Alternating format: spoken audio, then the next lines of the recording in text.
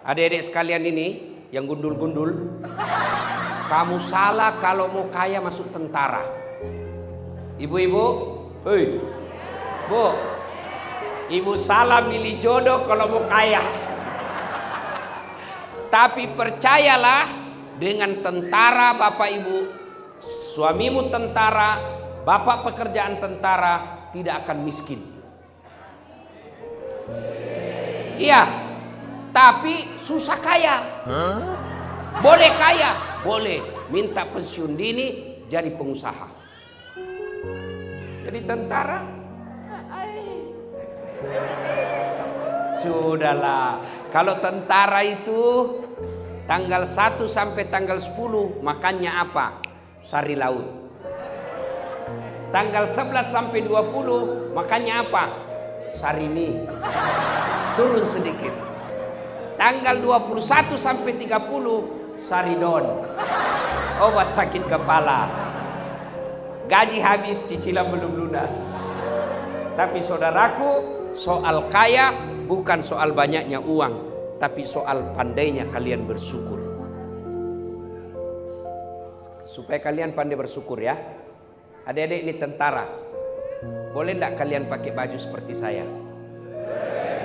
Nah, adik-adik prajurit, boleh enggak pakai baju seperti saya? Boleh. Boleh pakai peci seperti saya? Boleh. Tapi boleh saya pakai bajunya Pak Kolonel? Boleh. Wah, ditangkap saya, Pak. Kenapa? Tentara palsu. Itulah rezeki kalian, tentara. Masih ingat waktu mendaftar? Masih? Berapa orang yang kalian kalahkan?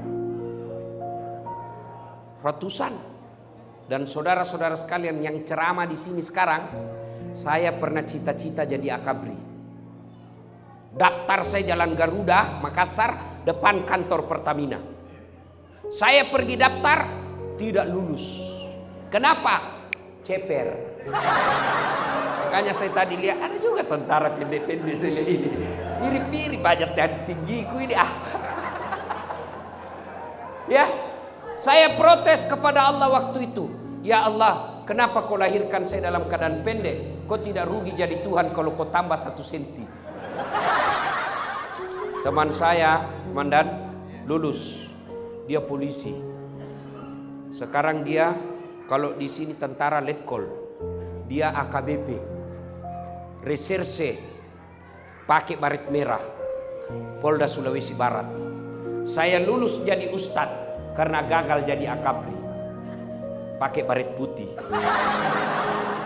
Tapi alhamdulillah dengan baret putih yang saya pakai, mulai baret merah sampai Kopassus, kucaramai kau semua.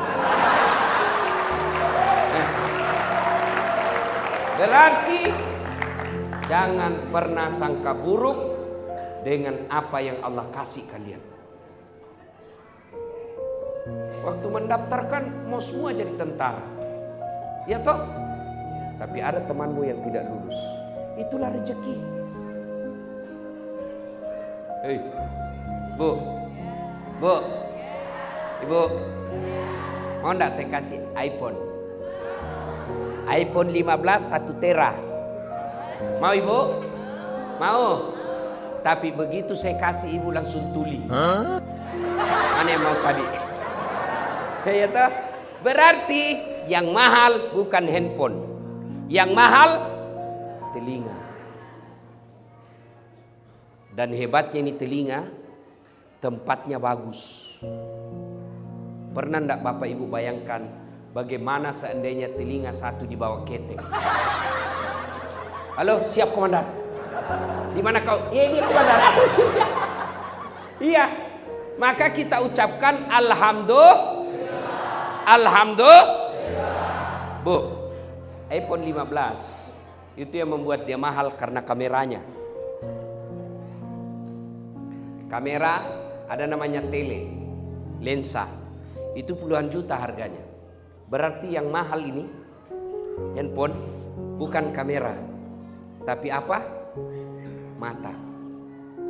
Biar punya kamera lensa harga 100 juta tapi tidak bisa melihat. Kau mau apa? Berarti yang mahal bukan handphone, yang mahal bukan lensa, yang mahal Allah kasih kita mata. Hebatnya lagi ini mata, autofokus. Bapak lihat waktu pertama tadi kameraman saya pasang, itu udah putar-putar itu dulu. Kenapa? Mau dilihat fokusnya baik atau tidak. Karena kalau tidak fokus, suaranya ada, gambarnya kabur. Dibunuh. Ini mata autofokus, tidak perlu kau putar-putar. Begitu buka, komandan, siap komandan. Bagaimana seandainya harus diputar? Ditembak duluan maka sama musuhmu, baru kau putar. Waduh. Iya toh? Hebatnya lagi nih mata, dia bisa bedakan mana istri, mana tetangga. Coba kalau tidak bisa dibedakan prajurit. Kenapa ini malam minggu lain-lain? Ternyata Satpol PP. Maka kita ucapkan alhamdulillah. Alhamdulillah. Dedek kenal Rizky Ridho? Rizky yang pemain bola kemarin? Kenal? Tahu apa? Rizky Ridho. Kenal Lionel Messi? Kenal? Tahu? Itu gajinya Lionel Messi dikumpul kalian semua satu markas ini belum mengalahkan gajinya Lionel Messi 1 bulan. Apakah dia hebat? Bukan. Karena Allah kasih lutut yang bisa bengkok. Mana bisa Lionel Messi jago kalau lututnya tidak bisa bengkok? Masa main bola begini? Maka yang mahal bukan bola, bukan skill, yang mahal lutut. Begitu juga kalian tentara. Saya yakin komandan kita Pak Kolonel Irfan tidak bakal jadi tentara, tidak bakal naik jadi jenderal kalau tiba-tiba lututnya tidak bisa bengkok. Maka tetap bersyukur dengan mengucapkan alhamdulillah. Saya tanya ibu-ibu nih, jawab dengan jujur. Bu, kenapa ibu bisa hadir di pengajian ini? Karena suamimu tentara. Iya toh? Coba kalau suamimu Satpol PP di luar, tidak boleh kau masuk di sini. Maka bersyukur dengan mengucapkan alhamdulillah. Tapi suamiku jelek Ustaz. Ya jodohmu, takdirmu itu. Kenapa? Karena kalau dia cakep, dia malu jalan sama ibu. Kenapa? Karena ibu juga jelek.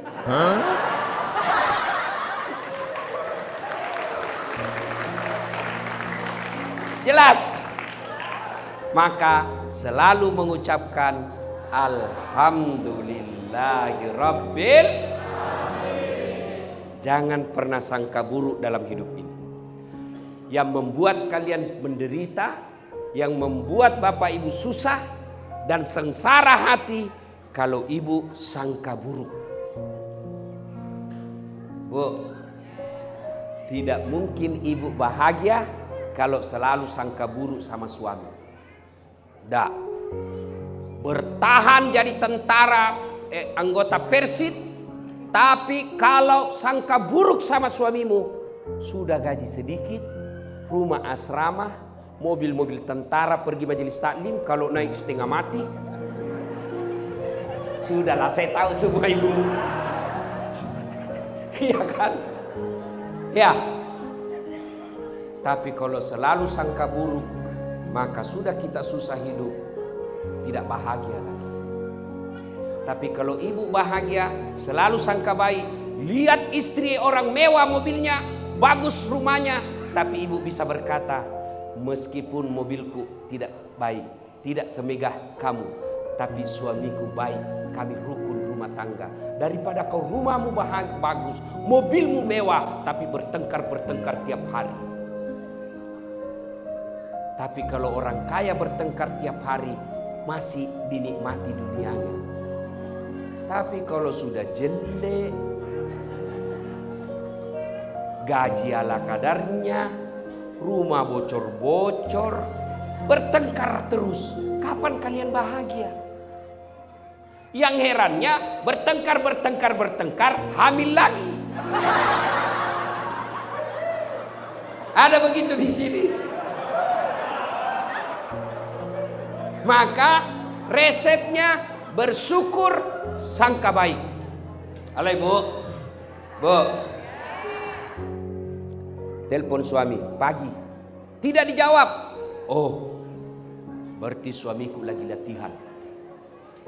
Telepon lagi duhur, tidak dijawab.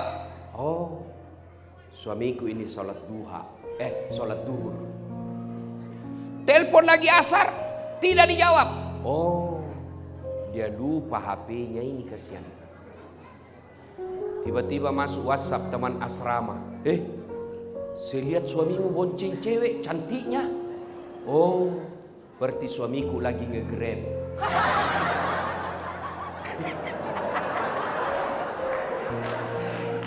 Tanda perasaan toh?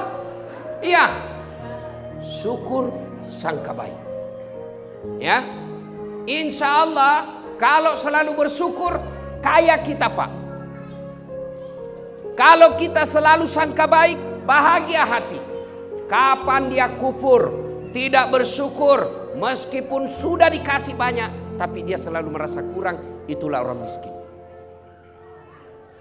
Dan soal rezeki, ibu tidak usah cemas, Allah yang jamin. Mau tahu rahasia rezeki? Saudaraku para prajurit, tahu cicak? Tahu cicak? Apa dimakan cicak, bos? Masuk akal enggak? Masuk akal enggak? Enggak masuk akal. Cicak cuma di dinding, nyamuk terbang. Bagaimana ceritanya? Mana bisa makan itu cicak? Satu di dinding, satu terbang. Enggak masuk akal toh. Tapi lagu saya waktu kecil apa dia bilang? Cicak-cicak di dinding, diam-diam merayap, diam-diam merayap. Datang seekor nyamuk, datang. Lagu tidak bilang cicak lompat ke nyamuk. Iya toh? Maka saudaraku, jangan pernah sangka buruk soal rezeki. Allah sudah tahu. Kenapa kami ini gaji sederhana? Allah tahu kalau bapak gajinya banyak, bapak bisa masuk neraka. Kenapa? Dia pakai maksiat. Kenapa suamiku sudah komandan regu, mobil masih itu terus? Allah tahu kalau mobilnya suamimu baru, dia punya niat istri baru. Ya toh Pak? Ya, sudahlah kalau tentara, mana ada tentara berani sama istrinya? Komandanmu. Dia bilang teman saya, sebenarnya kami ini tidak takut sama istri. Cuma ini istri sedikit-sedikit melapor sama istrinya komandan. Dan komandan juga takut sama istrinya. Kalau saya bu, saya tidak takut sama istri. Demi Allah saya tidak pernah takut sama istri saya. Cuma istri saya lebih berani dari saya. Ya, resep bahagia, syukur dengan merasa cukup. Yang kedua, sangka baik. Sangka baik.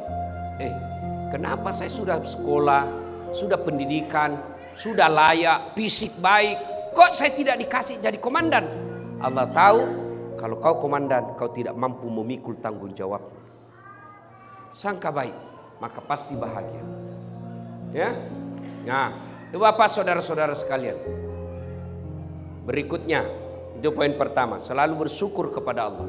Nah sekarang, bagaimana poin kedua? Bagaimana cara bersyukur? Bagaimana cara bersyukur? Satu, syukur dengan mengucapkan hamdalah. Alhamdulillahi Rabbil Cuma kalau ucapkan hamdalah jangan buru-buru. Anakmu lulus. Alhamdulillahirabbil alamin. Pasti ada bekasnya. Kecelakaan pesawatnya suami, tapi suamimu selamat. Alhamdulillahirabbil alamin. Pasti berbekas. Ada mutasi, tapi suamimu baik mutasinya. Alhamdulillahirabbil alamin. Jangan ucapkan hamdalah tidak jelas cara ucapkannya, buru-buru dan seperti makan pisang goreng panas. Ada kan orang ucapkan hamdalah tidak jelas. Coba lihat kalau dia berzikir di masjid. Coba lihat berzikir di masjid. Apa dibaca? Subhanallah, subhanallah. Itu yang baik. Tapi biasanya kan cepat dan jelas.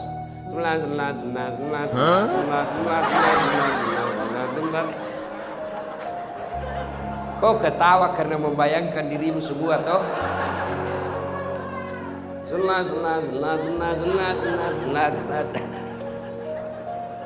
Supaya berbekas, ucapkan hamdalah, usap di dada, mau sempurna terjemahkan dalam hati. Segala puji bagi Allah, Tuhan seru sekalian alam. Yang kedua, cara bersyukur, sujud syukur. Bagaimana caranya? Seperti ketika sholat, langsung sujud. Di mana Ustadz? Bagus di masjid. Boleh wudhu, lebih bagus lagi kalau ada wudhunya. Kalau tidak ada wudhu, tidak apa-apa.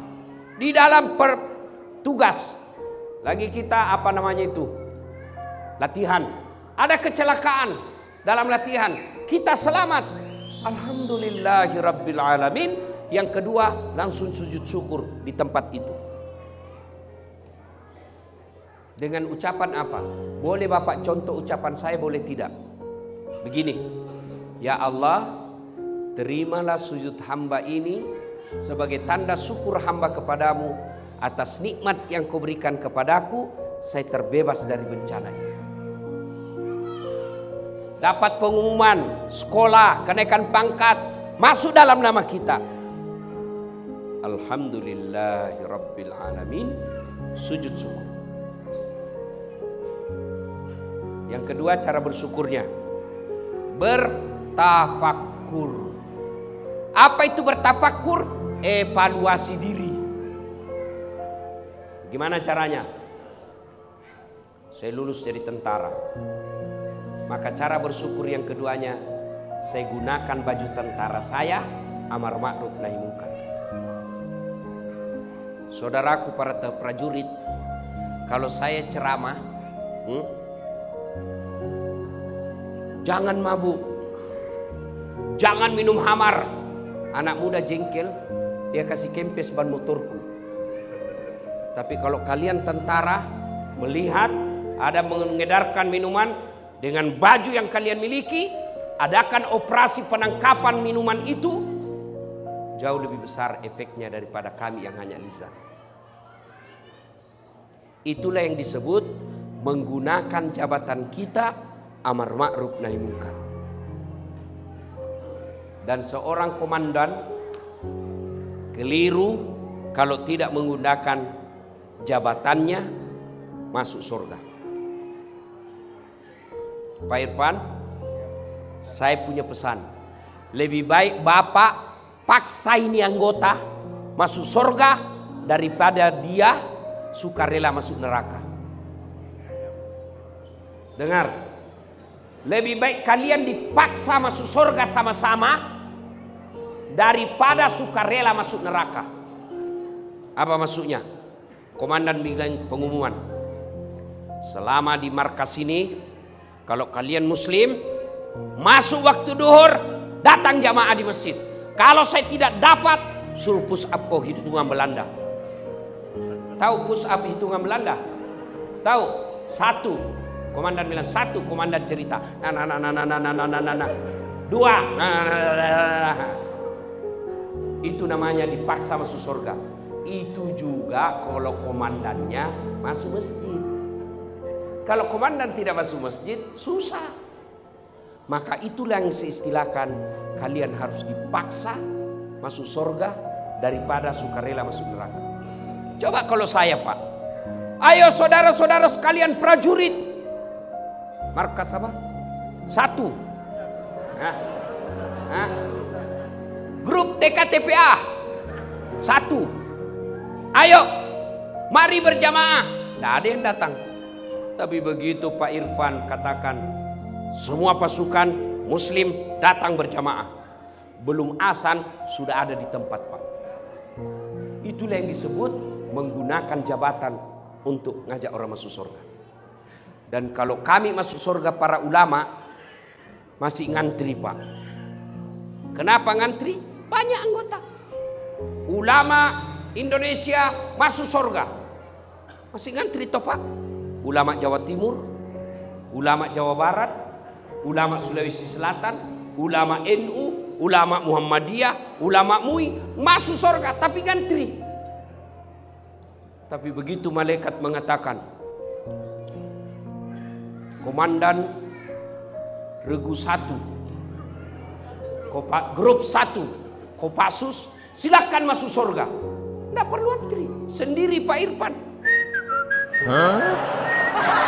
Kenapa? Tidak ada saingan. Iya toh? Maka saudaraku, kalian diberikan amanah sebagai komandan. Cara bersyukurnya, jadikan komandan pangkat jabatanmu mengajak orang amar ma'ruf nahi munkar. Nah sekarang karena waktu yang terbatas, itu bagi prajurit. Ibu-ibu, bagaimana cara bersyukur menjadi istri Persid? 1, jadi istri yang soleha. Kata Nabi, perempuan itu paling gampang masuk surga. Cuma yang membuat dia gampang masuk neraka 2 perkara. Ini yang menyebabkan perempuan gampang masuk neraka. Apa itu? 1, tidak bisa jaga lisannya. Gosip. Kalau begini-begini kumpul begini masih gosip itu. Dia tidak gosip tapi mukanya sinis. Ada orang masuk dia lihati dari kepala sampai kaki.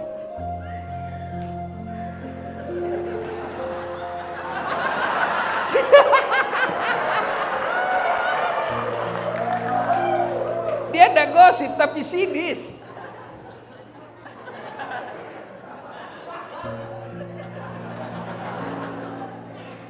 Kalau dia berdua, sudah tambah. Apa?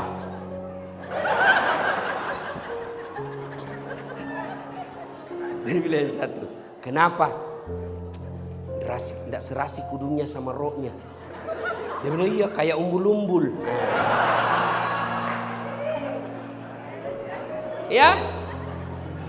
Kalau pagi-pagi dia keliling tawaf. Keliling komplek tawaf.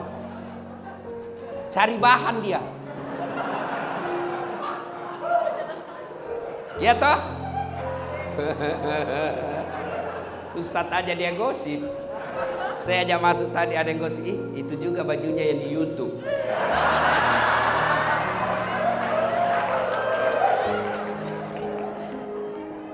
Bu, mau gampang masuk surga? Jaga lisan. Gimana wujud konkretnya bersyukur kepada suami? Suami pergi tugas, suami pergi latihan, suami pergi kerja. Istri soleha tinggal di rumah. Dia tidak pergi tawaf, dia tinggal di rumah sholat duha. Selesai sholat duha, dia berdoa, ya Allah, Engkau yang mengatur segala perkara dunia suami saya. Lindungi dia dalam pekerjaannya, mudahkan dia mencari nafkah, perbaiki pangkat jabatannya. Kalau rezekinya masih di atas langit turunkan, kalau masih dalam tanah munculkan, kalau masih jauh dekatkan, kalau masih sedikit cukupkan, dan yang lebih penting berkahkan. Ya Allah, aku ikhlas menjadi istri Persid, tapi pelihara suamiku. Sudah itu ke WhatsApp suamimu, Bang, jangan menghalalkan segala cara. Jangan putus asa cari nafkah.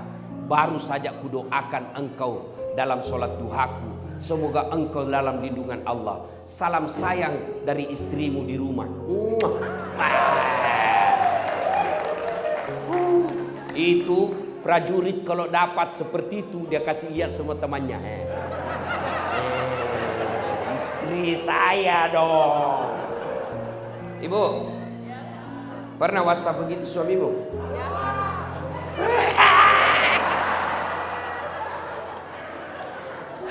Paling WhatsAppnya apa? Jangan lupa singgah beli gas. Masih baik kalau gas. Ya saya suruh pembalut. Masa tentara beli pembalut? Bu, sholat duha. Bu, sholat duha. Saya tidak tahu caranya Ustaz. Caranya sama sholat tarawih. Sama sholat yang lain. Cuma beda niat.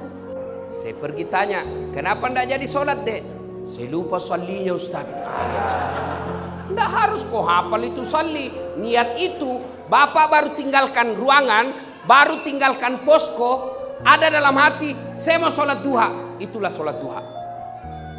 Ibu dari duduk berdiri, saya mau sholat duha. Itulah niat. 2 rakaat. Tidak tahu bahasa Arab, ini sudah begini cara praktisnya saudaraku. Berdiri tegak, menghadap kiblat, bilang saja dalam hati, Tuhan, sholat duha ya Allah.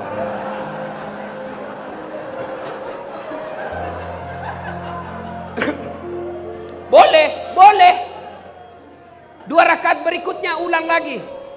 Tuhan, masih seperti yang tadi. Bu, Ibu, besok sholat duha ya? Bisa? Bayar enggak? Enggak, gratis. Memang sunnah membaca wadduha kalau hafal. Kalau tidak hafal, surah apa saja, bahkan boleh tidak pakai surah pendek.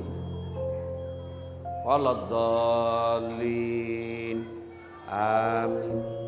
Bismillahirrahmanirrahim. Yasin. Allahu Akbar.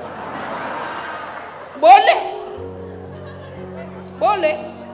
Ya, daripada ibu baca Al-Kafirun, hafal setengah, nyasar ibu itu.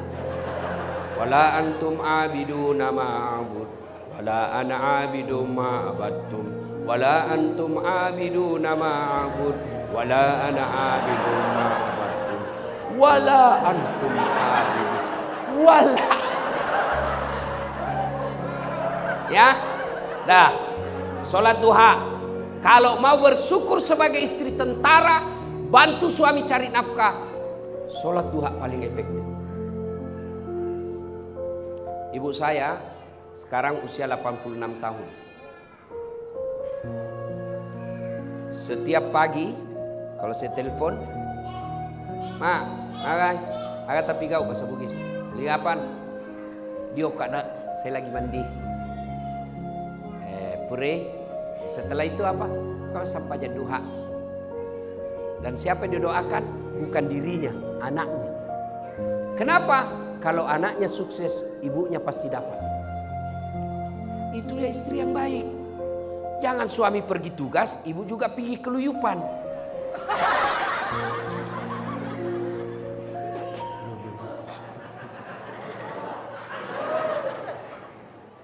Ikut campur urusannya orang. Iya. Padahal enggak tahu itu. Iya. Bener. Itu ibu kalau selalu ikut campur, hidupmu nanti seperti takdirmu toge. Tahu toge? Ibu tahu toge? Toge kan suka ikut campur. Gado-gado ada. Pecel, apalagi makanan khasnya Sunda. Karedo ada. Apalagi? Tahu isi ada. Karena dia selalu ikut campur, Allah takdirkan hidupnya toge semua bengkok. Jadi kalau ada di asrama ibu-ibu pagi-pagi gosip, teriaki saja toge ini. Ya, sudah masuk Isya? Sudah? Belum? Kau bohong lagi. Itu sudah ada tadi bunyi-bunyi. Satu lagi. Kalau ibu mau bersyukur sebagai istri tentara, buat suamimu tenang hatinya. Karena kami suami cari nafkah bisa sukses kalau hati tenang. Kalau suami ngomel, pulang dari kantor dimarah-marahin. Ini dulu yang ibu tahu. Ibu pikir gampang jadi suami. Oh, menderita kita jadi suami, Bu. Di kantor, di sini dimarah-marahi sama komandan. Siap salah komandan. Ditendang, siap salah komandan. Siap salah komandan. Datang sama istrinya dan cerita, kenapa kau tidak lawan? Apa mau dilawan, nah dia komandan. Sampai warung kopi dikejar-kejar tagihan. Di jalan dimaki-maki. Di rumah dihina sama istri. Coba itu jadi suami. Kalau suamimu pergi, Grab, kempes bawa mobilnya, dia tidak telepon itu istrinya. Kenapa? Cukup saya yang menderita, jangan lagi istri saya. Itu tak. Saya tahu kalau itu. Ya, maka istri yang baik, datang suami, dia lagi marah-marah, maka istri yang baik, pertama datang, buka sepatunya suami. Sudah itu duduk, kau peluk. Bila kamu di sisiku, hati rasa syahdu. Oh, kata suaminya, nggak rugi saya pilih kau, Dek. Masuk di kamar, berantakan kamar. Apa aja sih kau kerja ini, Dek? Peluk lagi dia, baru menyanyi lagi, Bu. Insaflah wah. Itu lagu-lagunya ibu-ibu dulu ya. Ya toh? Lagu-lagu ibu dulu kan nasihat. Kalau lagu-lagunya ibu-ibu sekarang apa? Cikampek, Tasikmalaya. Aku capek gak? Beleng-beleng.